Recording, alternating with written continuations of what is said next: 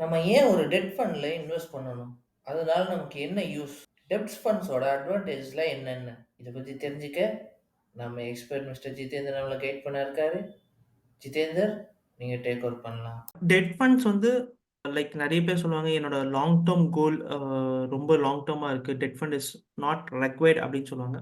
But first thing to have a debt fund வந்து பார்த்தீங்கன்னா, இப்ப அது குறைஞ்சிட்டு இருக்கு. ஏன்னா ஏப்ரல் 1, 2023க்கு அப்புறமா பார்த்தீங்கன்னா, இந்த டாக்ஸஸ் ஹாஸ் பீன் சேஞ்ச்ட். ஏன்னா it is as per income tax slab அப்படின்றதுனால.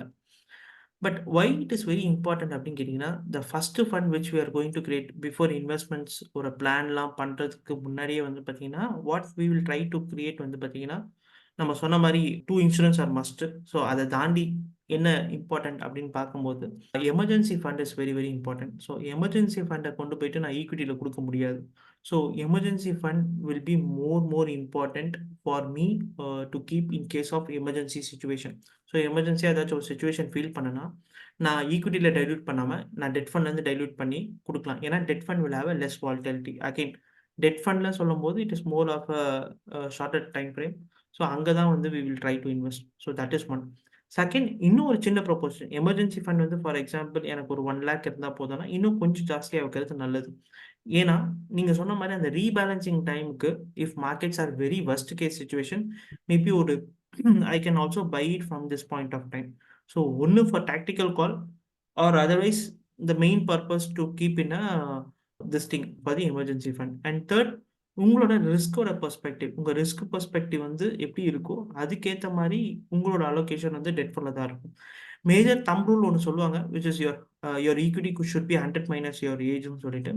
But need not to be true for all things. So அந்த இடத்துல வந்து பார்த்தீங்கன்னா, உங்க ரிஸ்க் கன்சர்வேட்டிவ், அதாவது உங்க ரிஸ்க்கோட பாராமீட்டர் கொஞ்சம் ஜாஸ்தியா இருக்கு. I am completely open to take ரிஸ்க்னா, எமர்ஜென்சி ஃபண்ட்ல இருக்கிற டெட்டும் போதும்.